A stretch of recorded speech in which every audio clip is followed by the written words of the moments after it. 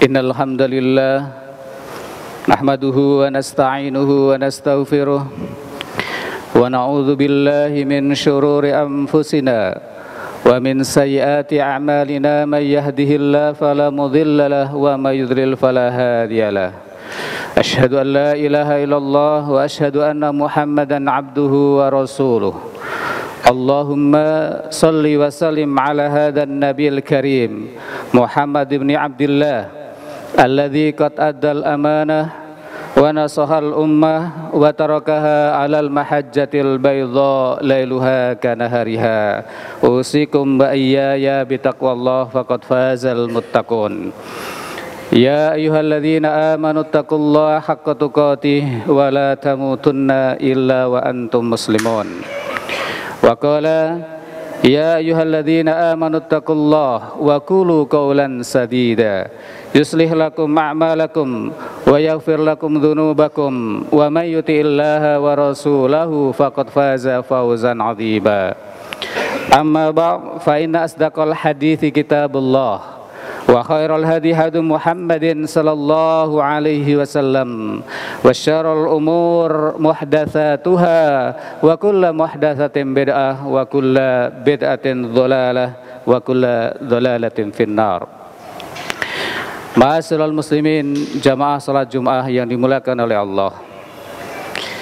Kita tahu bahwa para sahabat Nabi sallallahu alaihi wasallam semuanya mencintai Nabi sallallahu alaihi wasallam.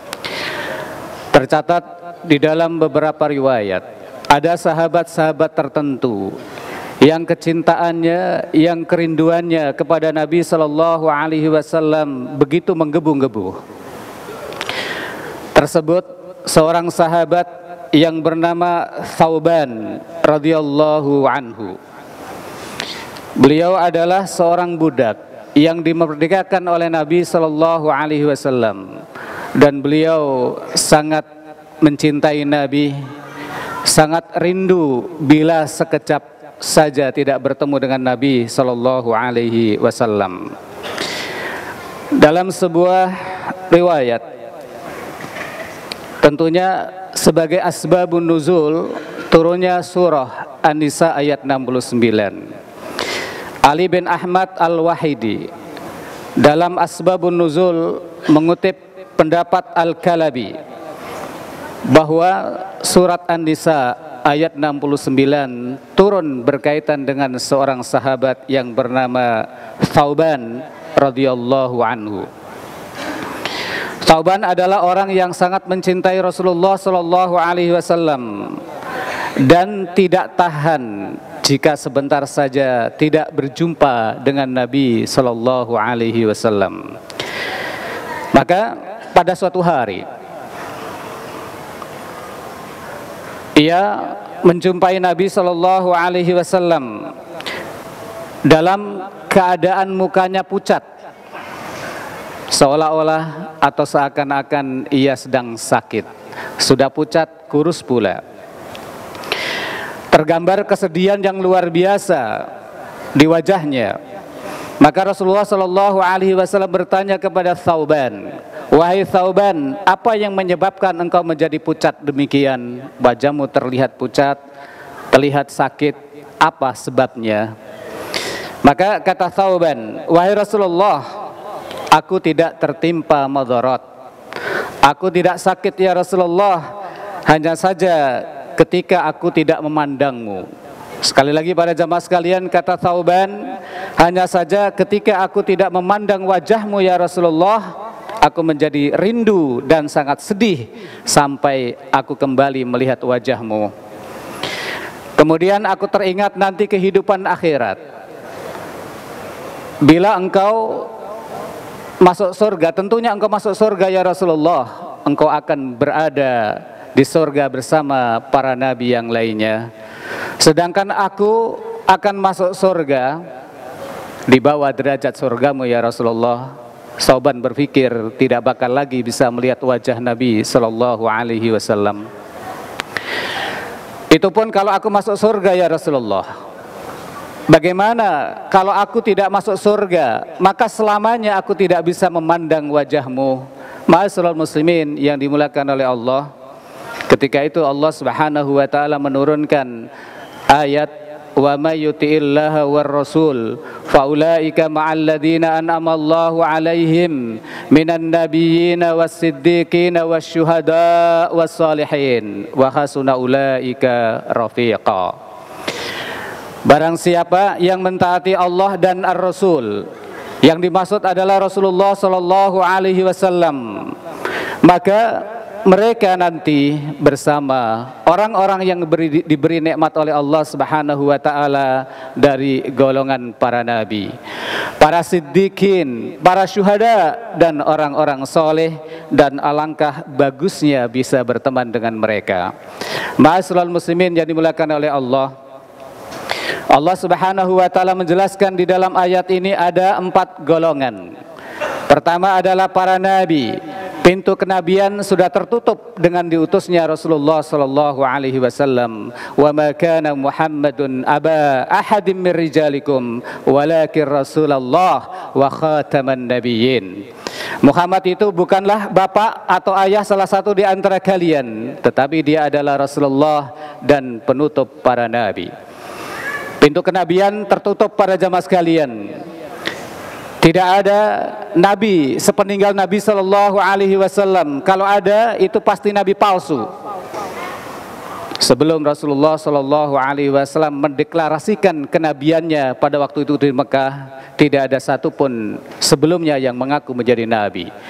Tetapi setelah beliau mendeklarasikan sebagai nabi, maka di kemudian hari muncullah nabi-nabi palsu.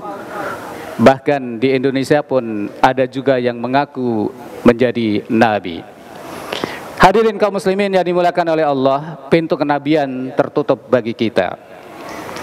Yang kedua adalah siddiqin. Pintu siddiqin begitu berat bagi kita para jamaah sekalian. Ketika seseorang ingin menjadi siddiq yang selalu membenarkan apa yang difirmankan oleh Allah, apa yang disampaikan oleh Rasulullah sallallahu alaihi wasallam, maka dia harus seperti Abu Bakar As-Siddiq.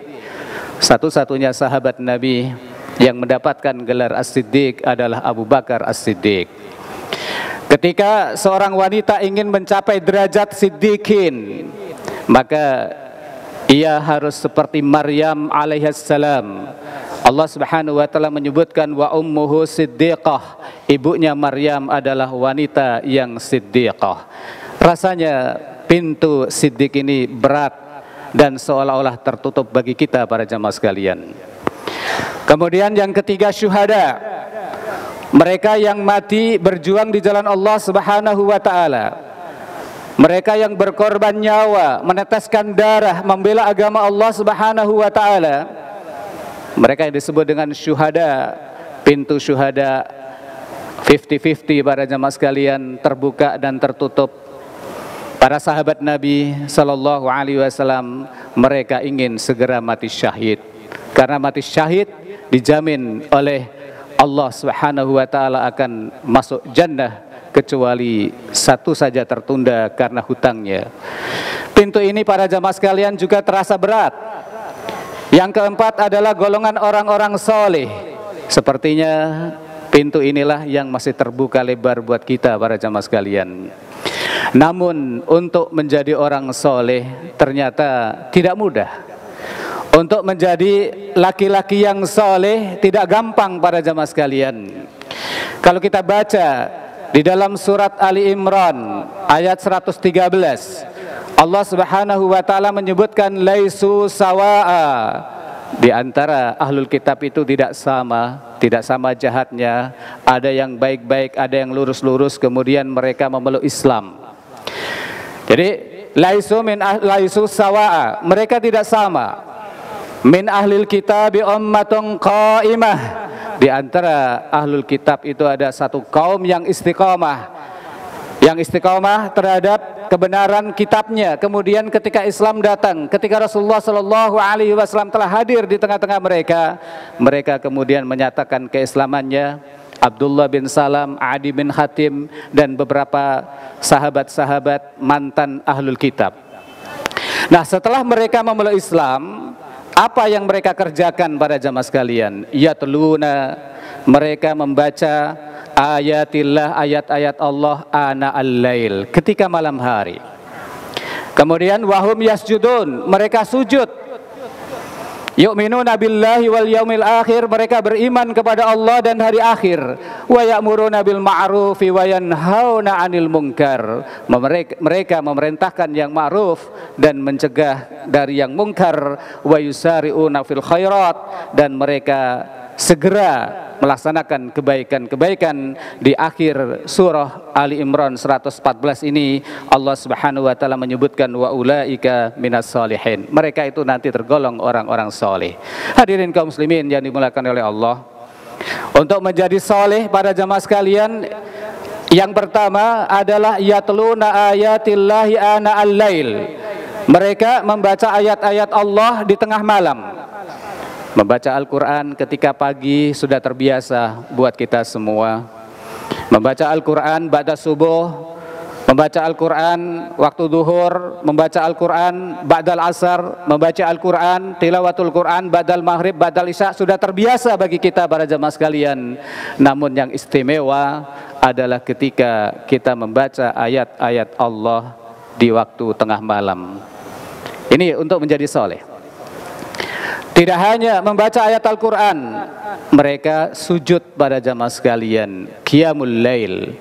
Ketika malam kita semuanya diingatkan oleh ayat Allah Subhanahu wa taala, ya ayyuhal muzammil qumil laila illa qalila nisfahu aw inqus minhu qalila aw zid alaihi warattilil qur'ana tartila inna sanulqi 'alaika qaulan tsaqila. Tanpa qiyamul lail umat Islam tidak akan memiliki izzah. Tanpa qiyamul lail, izzah tidak akan diberikan kepada umat Islam para jamaah sekalian. Makanya Rasulullah SAW di awal-awal kenabian beliau, menjadi soleh adalah qiyamul lail. Menjadi soleh adalah beriman kepada Allah dan hari akhir. Menjadi soleh harus giat amar ma'ruf nahi mungkar, terutama amar ma'ruf nahi mungkar terhadap diri kita masing-masing para jamaah sekalian. Yang paling berat adalah amar ma'ruf kepada diri kita, nahi mungkar kepada diri kita. Kemudian menjadi soleh harus segera untuk melakukan kebaikan-kebaikan. Termasuk hari Jumat ini segera menuju ke masjid. Jangan menunggu-nunggu jam 12. Jangan menunggu-nunggu khotib naik mimbar, apalagi menunggu-nunggu khotib mau doa. Orang soleh yusari'una fil khairat, mereka adalah segera untuk melakukan kebaikan-kebaikan. Hadirin kaum muslimin yang dimuliakan oleh Allah, kabar gembira yang disampaikan oleh Allah dalam ayatnya tadi melatar belakangi satu peristiwa. Thauban radhiyallahu anhu, ketika ia sedih nanti tidak bisa melihat wajah Nabi Shallallahu Alaihi Wasallam kembali. Beliau sangat rindu pada jamaah sekalian, sampai-sampai mukanya pucat karena tidak bertemu dengan Nabi. Begitu memendam rindu yang sangat amat dalam kepada Nabi Shallallahu Alaihi Wasallam. Ketika beliau melihat wajah Nabi, maka wajahnya juga berubah menjadi wajah gembira dan berseri-seri. Kekhawatiran Thauban radhiyallahu anhu nanti di akhirat itu tidak bisa bertemu dengan Nabi. Kenapa? Karena derajat surganya berbeda. Itu pun kalau Thauban masuk surga para jamaah sekalian, seolah-olah beliau itu merasa, kalau bagaimana kalau saya tidak masuk surga, maka selamanya aku tidak bisa melihat wajah Nabi Sallallahu Alaihi Wasallam. Barakallahu li wa lakum wa lisairil muslimina wal muslimat fastaghfiru innahu wal ghafurur rahim.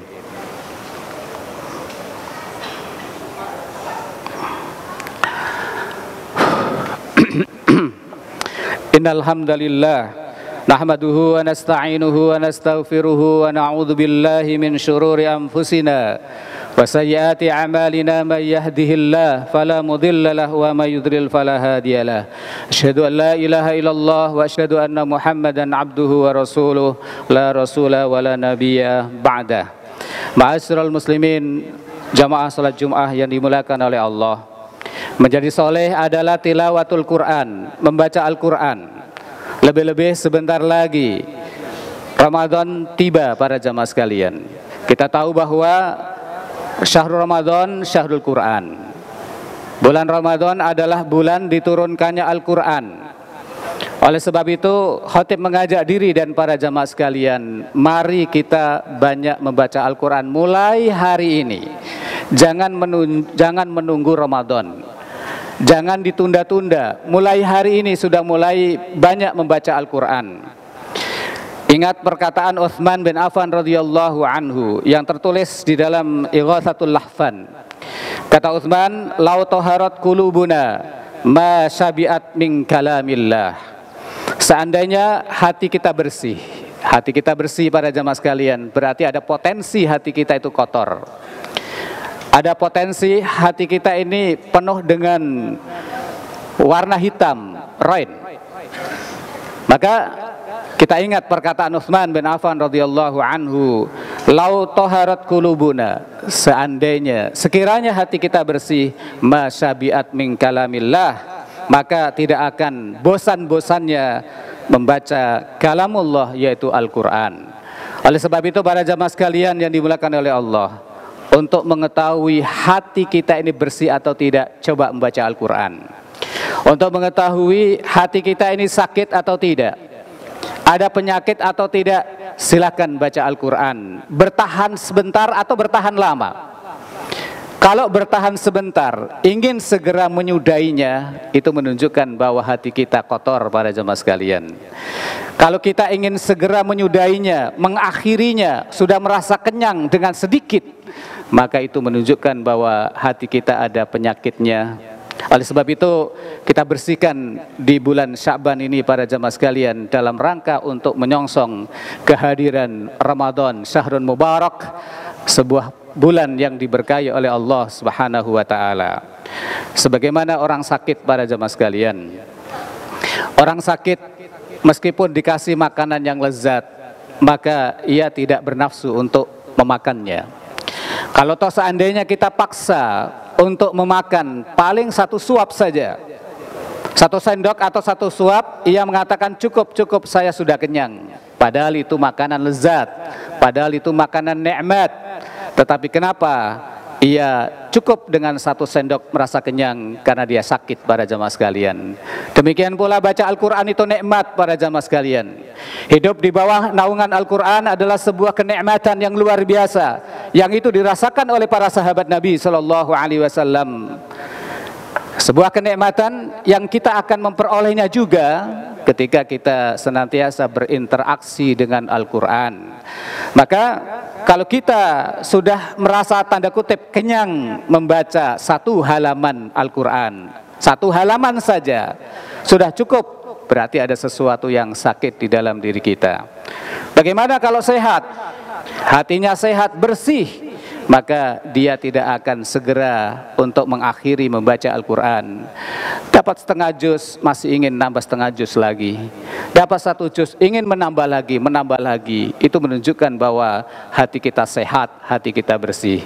Mudah-mudahan Allah Subhanahu wa ta'ala memberikan kemudahan-kemudahan buat kita untuk meluangkan waktu membaca Al-Quran sebagai satu pintu kesolehan buat kita.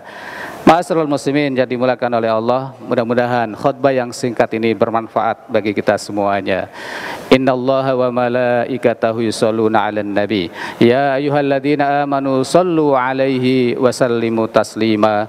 Allahumma shalli ala Muhammad wa ala ali Muhammad kama shallaita ala Ibrahim wa ala ali Ibrahim innaka Hamidum Majid.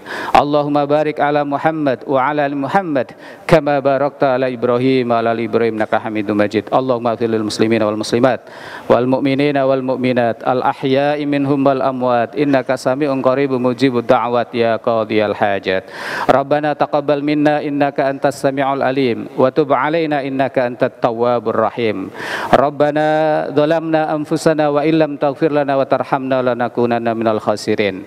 Rabbana hab lana min azwajina wa dhurriyyatina qurrata a'yun waj'alna lil muttaqina imama. Rabbana atina fid dunya hasanah wa fil akhirati hasanah wa qina adzabannar. Rabbana rabbil izzati amma yasifun wa salamun alal mursalin walhamdulillahi rabbil alamin. Qimissalah.